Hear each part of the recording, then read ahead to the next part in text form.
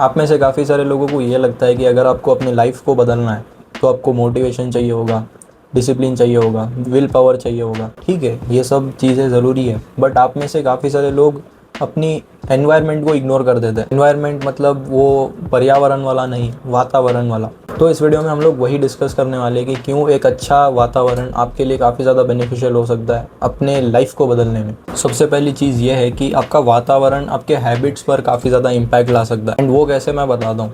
Suppose आप एक ऐसे वातावरण में रहते हो जहाँ पर लोग हमेशा एक दूसरे पे चीखते चिल्ला रहे होते हैं, या लड़ाई झगड़े कर रहे होते हैं, या नेगेटिव बातें ही कर रहे होते हैं।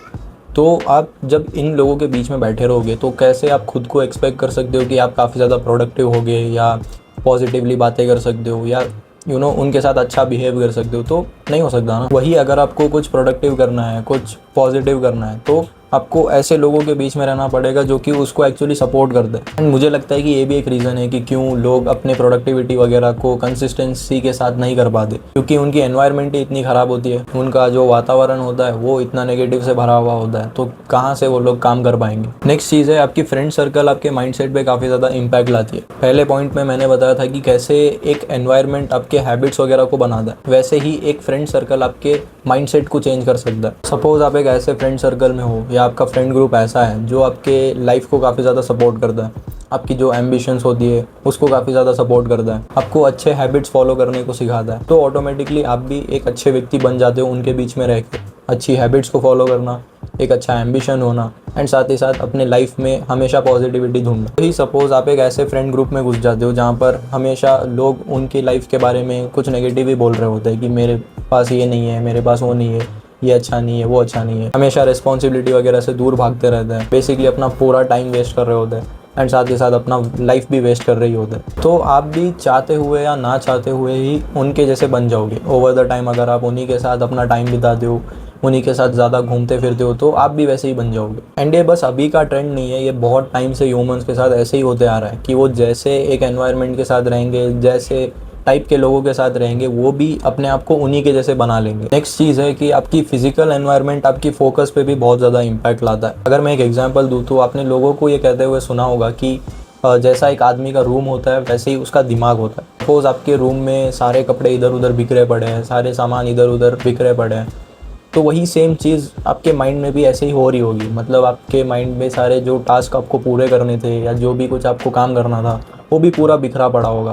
आपको कब कौन सा टास्क करना है, कैसे करना है, इन सब की एक क्लैरिटी ही नहीं होगी, क्योंकि अभी आप जहाँ पर रहते हो वहाँ पर वो चीज़ें ही इतनी अनऑर्गेनाइज्ड पड़ी है कि आपके दिमाग में भी वो सारी चीज़ें जो टास्क वगैरह होती है वो भी अनऑर्गेनाइज्ड ही पड़ी है। तो इसीलिए आप ट्राई करो कि आप जहाँ पर भी रहते हो, भले एक रूम में होते हो या एक हॉस्टल में होते हो, तो अपने एटलीस्ट आसपास का जो सराउंडिंग्स वगैरह होता है उसको साफ़ सुथरा रखा करो, अपनी चीज़ों को अच्छे से अरेंज करके रखा करो, ताकि सबकॉन्शियसली आपके दिमाग में भी जो टास्क वगैरह होता है वो भी अच्छे से मैनेज कर पाओ। क्योंकि आप खुद डिसाइड कर लेना इन दोनों इमेजेस में, अगर आपको मैं उठा के किसी एक कमरे में बिठा दूँ तो किस कमरे में आप ज़्यादा फोकस कर पाओगे। एंड अगर जवाब आपको मिल गया तो उसी हिसाब से अपने रूम को साफ़ सुथरा या गंदा जैसे भी रखना है आपको रख लो। नेक्स्ट चीज़ है हमारी डिजिटल एनवायरनमेंट। अभी के टाइम पे हम लोग बेसिकली दो एनवायरनमेंट्स में जी रहे होते हैं। एक होता है हमारा फिजिकल एनवायरनमेंट, लाइक अभी जहाँ पर हम लोग बैठे हैं अपने घर में, अपने रूम में। नेक्स्ट होता है हमारा डिजिटल एनवायरनमेंट, मतलब जैसे अभी आप ये यूट्यूब पे वीडियो देख रहे हो तो आप एक डिजिटल एनवायरनमेंट में हो। अभी आप इंस्टाग्राम पे रील्स वगैरह चलाते हो तो वो भी एक डिजिटल एनवायरनमेंट हो गया। तो आपके डिजिटल एनवायरनमेंट में जो भी कंटेंट वगैरह आता है वो भी बहुत ज़्यादा इम्पैक्ट लाता है कि आप कैसे सोचते हो। सपोज़ आपके फीड में बस हमेशा ऐसी वीडियोज़ आती है जो काफ़ी ज़्यादा नेगेटिविटी से भरी हो, काफ़ी ज़्यादा मीनिंगलेस कंटेंट उसमें अगर भरा हो, जिसको ब्रेन रॉट मीम्स वगैरह जो बोलते हैं, तो उन सबको देख के आपको क्या कुछ एंटरटेनिंग लग रहा है, कुछ फ़नी लग रहा है? मुझे तो पता नहीं, क्योंकि उन चीज़ों को देख के ना आपकी नॉलेज बढ़ती है, ना आप में कोई स्किल डेवलप होता है, ना आपको उससे कुछ इन्फॉर्मेशन मिलता है। तो फिर वो कंटेंट तो बेसिकली यूज़लेस हो गया आपके लिए। एंड अगर यही यूज़लेस कंटेंट आप हर दिन कंज्यूम करते रहो तो फिर क्या हुआ? आपका तो कुछ भला तो हुआ नहीं इसमें, उल्टा और साइड इफ़ेक्ट्स वगैरह हो सकते हैं। नेक्स्ट वही, अगर आप अपने डिजिटल एनवायरनमेंट को ऐसे डिज़ाइन करते हो, यानी कि ऐसे कंटेंट को कंज्यूम करते हो जिसमें आपको कुछ इन्फॉर्मेशन मिल रहा है, आपको कुछ नॉलेज मिल रही है, या आप कोई स्किल सीख रहे हो, तो वो आपके लिए काफ़ी ज़्यादा बेनिफिशियल हो सकता है। मैं ये नहीं कह रहा कि आपको एंटरटेनमेंट को बिल्कुल कट ऑफ कर देना चाहिए, बट एंटरटेनमेंट के साथ आपको ऐसा कंटेंट भी कंज्यूम करना है जिससे आपको कुछ नॉलेज मिले या कुछ आपका भला हो उसमें, जैसे कि अभी ये वीडियो देख के आपका भला हो रहा है। नेक्स्ट है आपकी सराउंडिंग से ही आपका पहचान बनता है। सपोज आप एक ऐसे व्यक्ति हो जो ज़्यादातर टाइम अपना जिम में बिताते हो,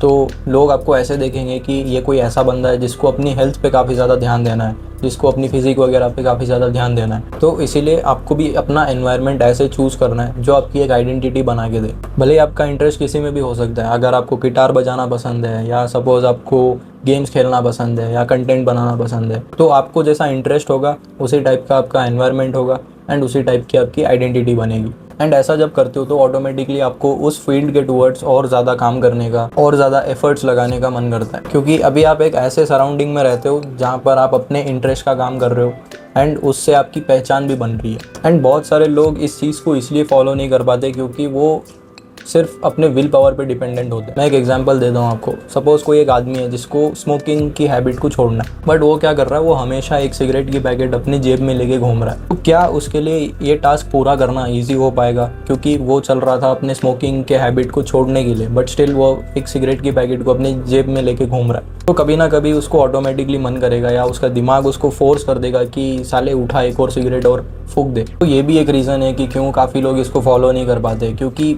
उनका जब वातावरण ही इतना डिस्ट्रैक्शन से भरा हुआ है तो वहाँ पर उनको डिसिप्लिन बिल्ड करने में बहुत ज़्यादा मुश्किल हो जाती है एंड वो ना चाहते हुए भी उन चीज़ों को वापस से करने लगता है। बेसिकली आपको वैसे एनवायरनमेंट को बनाना है अपने आसपास की वो आपके प्रोडक्टिविटी को हेल्प करे एंड ये बहुत छोटे छोटे चेंजेस करके भी हो सकता है। तो ट्राई करो कि जो भी आपके आसपास आपको चेंजेस करना है तो उसको फटाफट से करो।